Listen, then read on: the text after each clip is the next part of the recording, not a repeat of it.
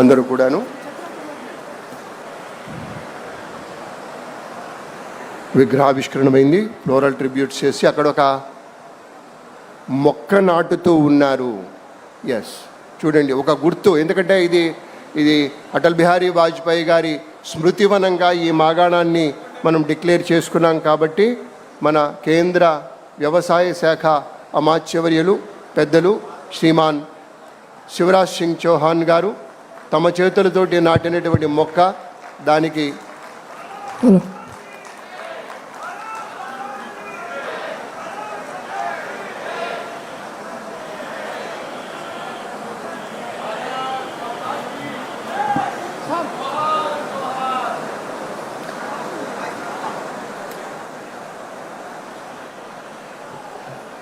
ఎంతో మంచి మనసుతోటి సోదరు గుర్తు చేస్తూ ఉన్నారు. ఒక్కసారి భరతమాత ముద్దు బిడ్డలుగా భరతమాతకు జై జయ ధ్వనులు చేద్దాం. జై బోలో భారత్ మాతాకి, జై బోలో భారత్ మాతాకి, భారత్ మాతాకి. అది మన మనస్సుల్లో ఆ భక్తి ఉంటుంది.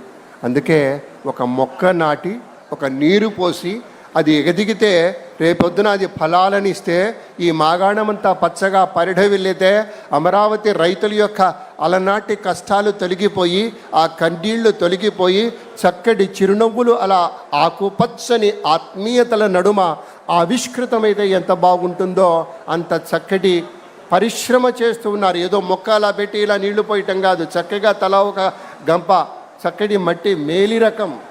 ఎందుకంటే మొక్క ఎదగాలి అంటే దానికి కావలసినటువంటి శక్తిని మనం ఇవ్వాలి. ఆ శక్తిని ఇస్తున్నారు, అది కూడాను ఆసక్తితో ఇస్తూ ఉన్నారు. ఆ శక్తిని ఆసక్తితో ఇస్తున్నటువంటి నేతలు నాటిన మొక్క అది. మళ్ళీ మనం చూస్తాం, మనకు గుర్తొచ్చినప్పుడు చూస్తే మహావృక్షంగా ఎదిగి ఉంటుంది. అది తప్పకుండా, దాంట్లో ఏమాత్రం సంశయం లేదు. మరొక మొక్క నాటుతూ ఉన్నారు. ఇవన్నీ కూడాను ఈ స్మృతివనం తాలూకు తీపి జ్ఞాపకాలుగా ఉండటం కోసం చేస్తున్నటువంటి ప్రయత్నంగా అటల్ బిహారీ వాజ్పేయి స్మృతివనం వెంకటపాలెం అమరావతి, ఇది చిరునామా. అంత గొప్పగా దీన్ని తీర్చిదిద్దబోతూ ఉన్నారు. మన రాష్ట్ర ప్రభుత్వం ఒక సంకల్పంతో ఉంది, దీన్ని అద్భుతంగా చేయాలని. వారి యొక్క జీవితాన్ని, అంటే అటల్ బిహారీ వాజ్పేయి గారి జీవితాన్ని, ఆయన అంకిత భావాన్ని, దేశ సేవలో వారి యొక్క అవిశ్రాంత కృషిని దానికి తెలియచెప్తూ కార్యక్రమాల్లో ఇలా భాగస్వామ్యం తీసుకుంటున్నారు.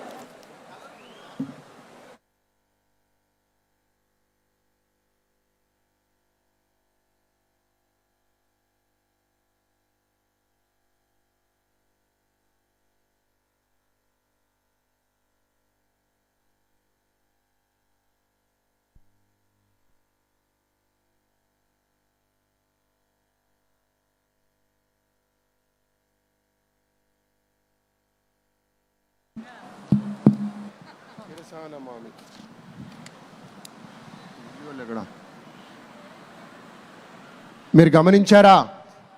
అక్కడ ప్రత్యేకంగా ఏర్పాటైనటువంటి మంగళగిరి స్టాల్ దగ్గరికి వెళ్ళారు మన శివరాజ్ సింగ్ చౌహాన్ గారు, మన ముఖ్యమంత్రి శ్రీ నారా చంద్రబాబు నాయుడు గారు. అక్కడ మాధవ్ గారు ఉన్నారు, సత్యకుమార్ యాదవ్ గారు ఉన్నారు. ఆ మంగళగిరి వస్త్రాల తాలూకు ప్రత్యేకతని వారికి తెలియచేస్తూ ఉన్నారు. మంగళగిరి చేనేతలన్నా, మంగళగిరి పట్టు అన్నా, పట్టుకుంటే చాలు వదలబుద్ధిగా అనేటువంటి సుకుమారత్వం వాటిలో ఉంటుంది.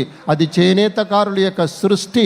వాటిని ప్రత్యేకంగా అడిగి తెలుసుకుంటూ ఉన్నారు గౌరవనీయ శివరాజ్ సింగ్ చౌహాన్ గారు. వాటి యొక్క ప్రత్యేకతను కూడా చెప్పడం జరుగుతోంది.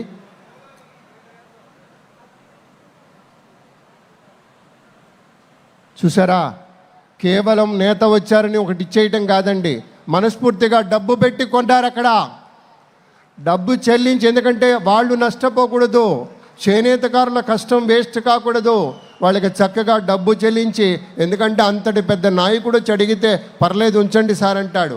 మనం చూస్తే ఆ యాక్షన్ అలాగే అనిపించింది. కానీ మనస్ఫూర్తిగా చంద్రబాబు గారు పట్టుబట్టి డబ్బులు ఇప్పించారు. అది గొప్పతనం, అది విశేషం, అది మర్యాద, అది ఒక కళాకారుడి పట్ల, ఈ రాష్ట్ర పౌరుడి పట్ల, ఈ రాష్ట్ర చేనేత వస్త్రకారుడి పట్ల ఒక నేతకు ఉండేటువంటి నిబద్ధత అలా పుష్పటమైంది.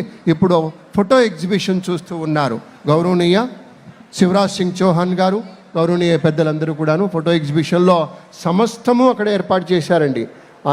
మన అటల్ బిహారీ వాజ్పేయి గారు జన్మించింది మొదలు తదుపరి వారి యొక్క ప్రస్థానం ఎలా సాగింది అంతా కూడాను 1924 నుంచి కదండి, 24 డిసెంబర్ 25 అప్పటి నుంచి ఆయన ప్రస్థానం ఎలా సాగింది ఈ రాష్ట్ర నాయకులు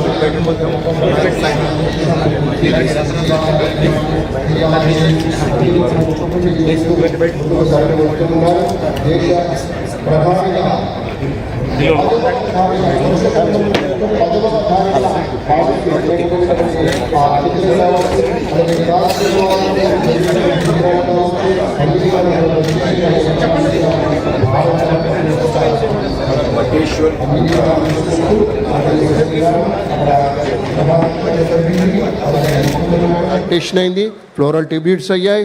ఇప్పుడు ఫోటో ఎగ్జిబిషన్ చూసుకొని ఆ చేనేత వస్త్రకారుని పలకరించి ఇప్పుడు వేదికకి విచ్చేయబోతూ ఉన్నారు గౌరవనీయ పెద్దలందరూ కూడా.